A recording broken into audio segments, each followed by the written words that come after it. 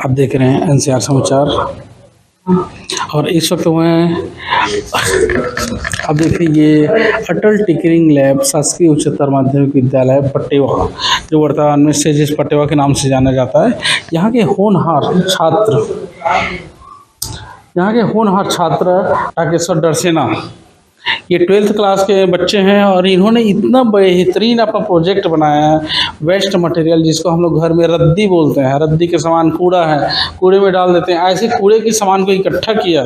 कूड़े की उस वेस्टेज सामान से अपनी मेहनत करके जी तोड़ अपना दिमाग लगाया, उसमें माइंड लगाया, उसमें कुछ सामानें भी और लगाएं और एक ऐसा बेहतरीन प्रोजेक्ट विज्ञान का इन्होंने सामने साइंस को प्रेजेंट किया। और पूरे विकासखंड स्तरीय प्रतियोगिता में सेजिस पटेवा को और टाकेश्वर डरसेना ने प्रथम स्थान दिलाई है।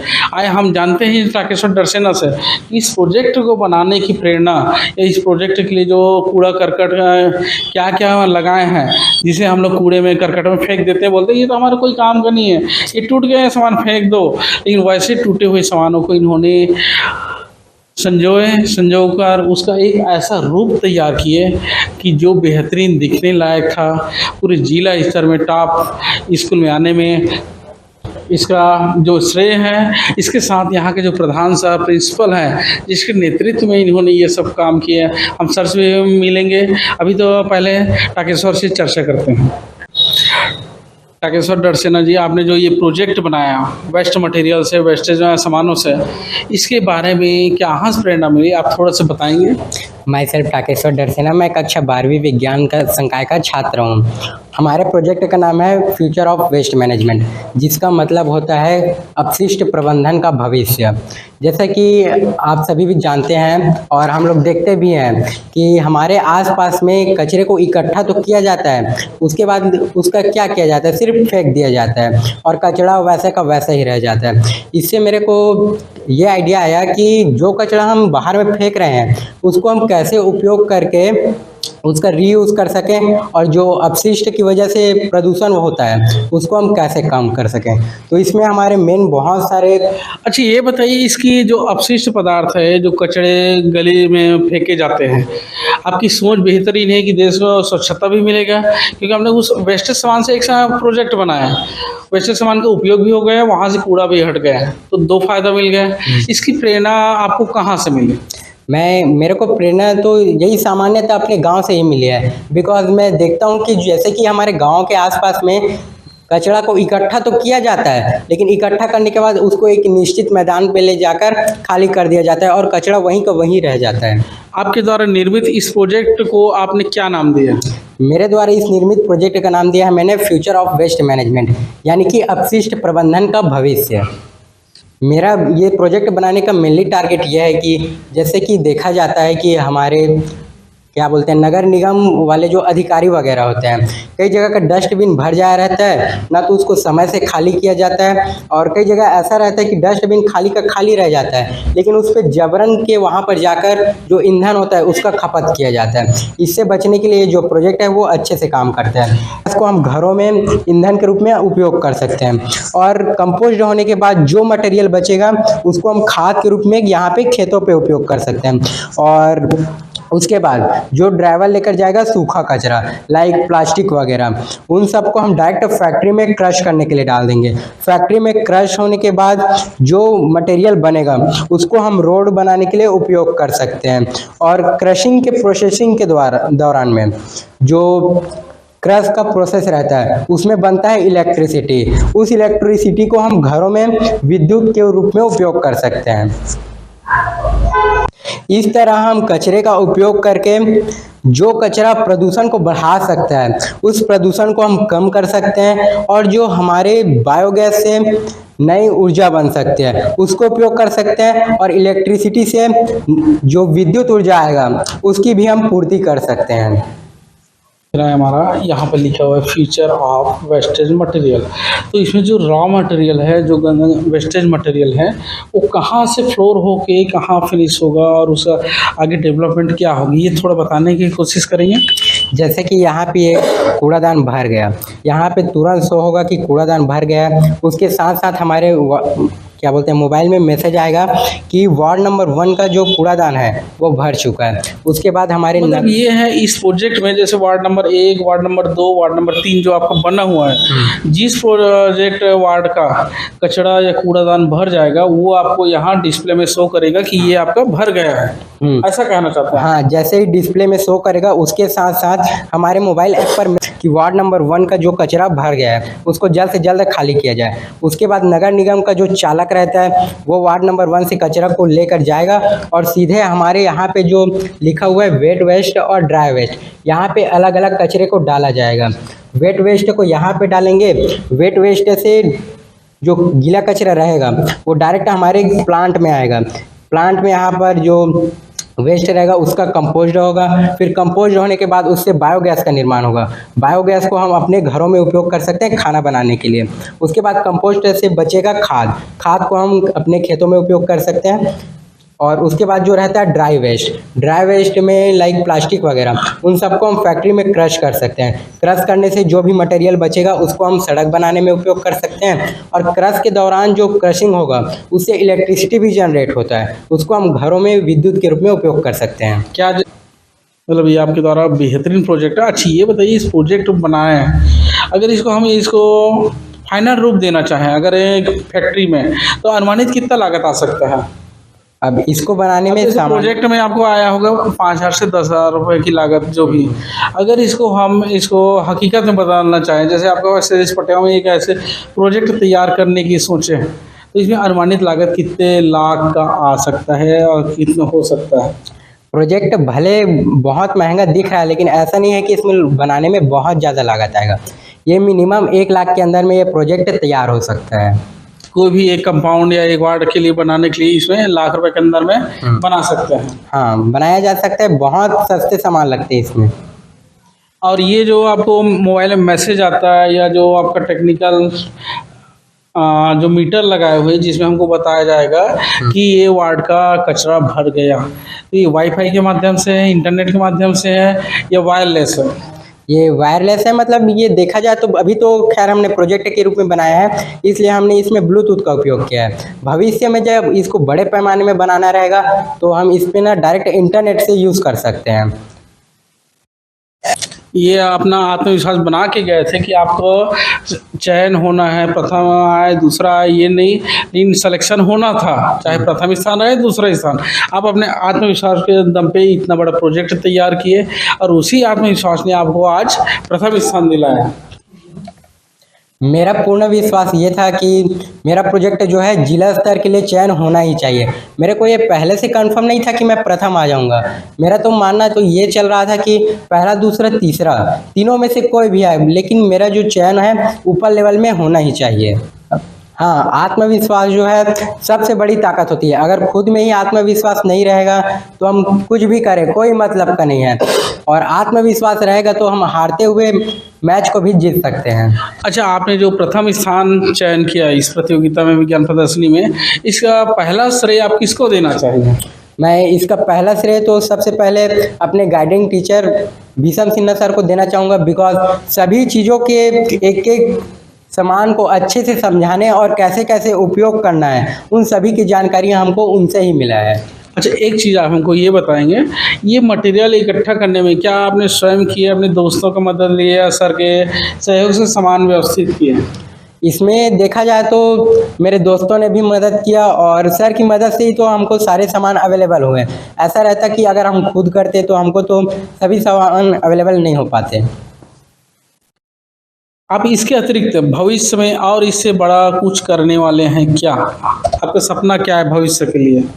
भविष्य के लिए मैं निरंतर नए नए प्रोजेक्ट निर्माण करना चाहता हूं, और अभी तो मेरा सिर्फ जिला लेवल में सिलेक्शन हुआ है, लेकिन मैं भविष्य में राज्य स्तर और हमारे जो नेशनल लेवल होता है यानी कि राष्ट्रीय स्तर, उसमें मैं भी जाना चाहता हूं। यानी है कि भविष्य में आप अपना प्रोजेक्ट अभी विकासखंड जिला स्तरीय जो आप प्रथम स्थान लाए हैं, आगे इसको आप नेशनल स्तर पर भी अपना स्थान बनाना चाहते हैं? हाँ, मैं बनाना चाहता हूँ कि मेरा सोच ये है कि एक लेवल पे सिलेक्शन होना काफ़ी नहीं है, आप जितना ज़्यादा ऊपर जा सको उतना ज़्यादा ऊपर जाने की कोशिश करना चाहिए।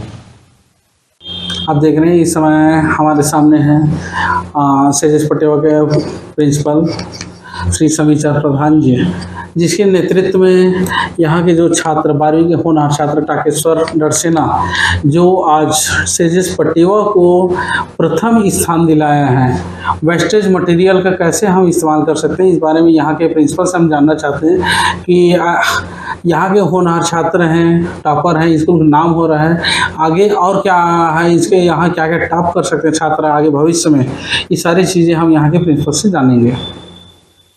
सर नमस्कार। नमस्कार।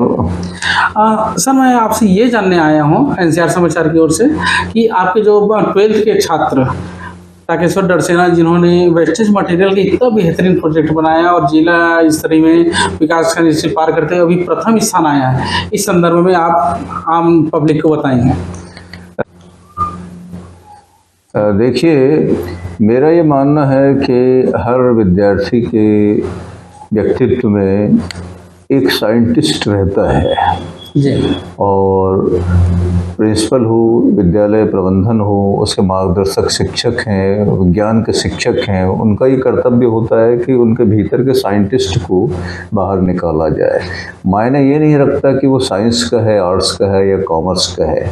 और टाकेश्वर की जहाँ तक बात है, बहुत ही प्रतिभावान छात्र है, बहुत इनोवेटिव है, क्रिएटिव है, नवाचारी विद्यार्थी है। हालांकि उसके साथ में बहुत सारे ये बताएंगे जैसे सेजिस पटेवा से प्रथम स्थान जिला स्तरीय या विकास खंड स्तरीय में जो आ रहे हैं, इस टाइप का टाकेश्वर पहला छात्र है, इसके पहले भी और कई छात्र आते रहे हैं? नहीं, इससे पहले भी आते रहे हैं और ये पहला छात्र नहीं है।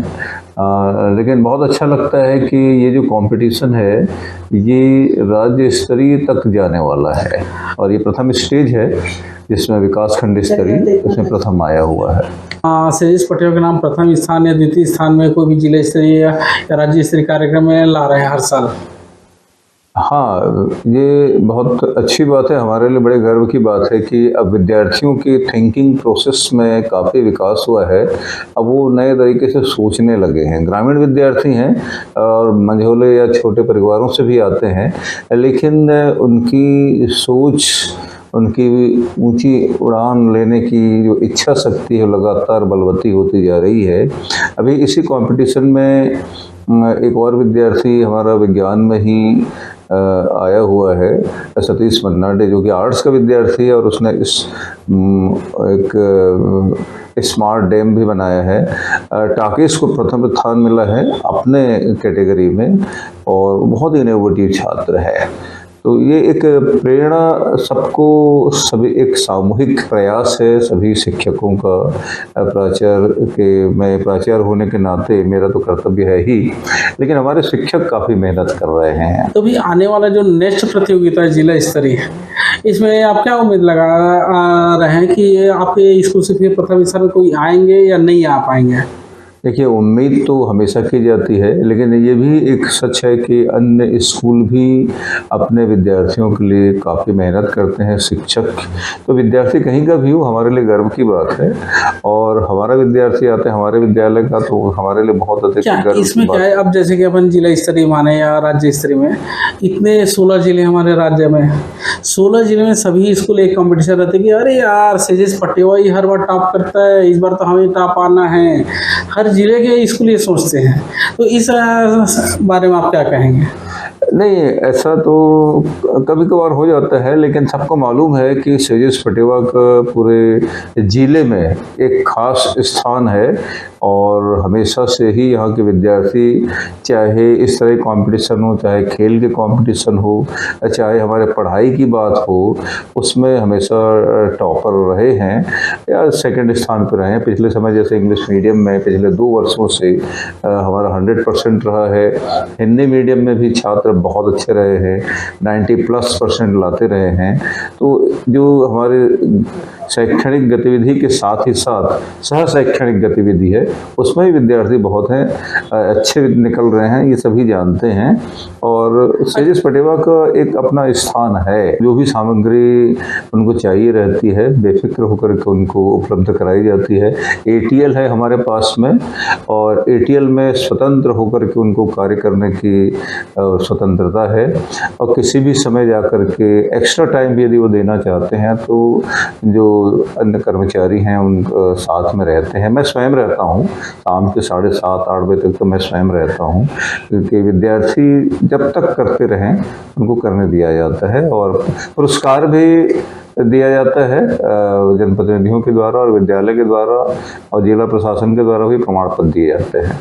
श्री समीचंद प्रधान द्वारा अपने छात्र छात्राओं को कितना प्रोत्साहन और यहाँ के जो स्टाफ, यहाँ की जो टीम, जितने भी हर बच्चे को आगे प्रोत्साहन और राज्य स्तरीय और जिला स्तरीय नेशनल स्तर पर भी इन्हें आगे बढ़ाने के लिए हमेशा उनके साथ हैं तथा प्रयास कर रहे हैं कि यहाँ के बच्चे टॉप करें, हर जगह से जिस पटेवा का नाम हो और कहीं भी सर व प्रिंसिपल कोई कमी नहीं होने देते।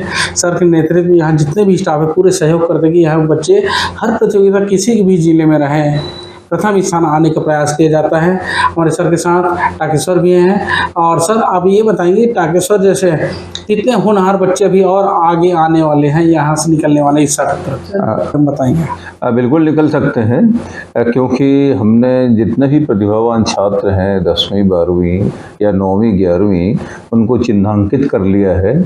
और जैसे कि पहले भी हम करते रहे हैं, चिन्हांकित करते रहे हैं कौन सा विद्यार्थी शैक्षणिक दृष्टिकोण से ज़्यादा इंटेलिजेंट है, कौन सा विद्यार्थी खेल के क्षेत्र में आगे है, कौन सा विद्यार्थी इनोवेशन के क्षेत्र में आगे है। जैसे टाकेश्वर हैं, ऐसे कुछ छात्र हैं, सतीश मन्नाडे हैं, प्रीति है, जाह्नवी है, बहुत सारे स्टूडेंट्स हैं, इंग्लिश मीडियम से हैं, तो गुंजा पटेल है।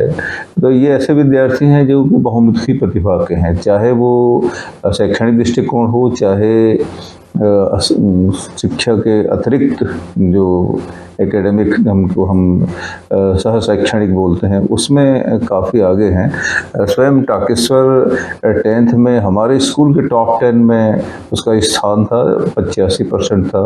11वीं में भी इस वर्ष 2024-25 में 12th में 10th में 10th हाँ 24-25 के 11th में और 23-24 के 10th में दोनों में टॉप में, 10th में भी टॉप है, दोनों में ये टॉप 10 में रहा। और इस साल भी 2025-26 के एग्जाम में टॉप आने को उम्मीद है। हाँ बिल्कुल, निश्चित रूप से हमें पूरा विश्वास है, क्योंकि अच्छा टाकेश्वर आप ये बताइए आपका आत्मविश्वास इस साल 12th में कितना तक के जा सकते हैं? मेरा पूरा का पूरा प्रयास रहेगा कि 90+ तो आ ही जाए।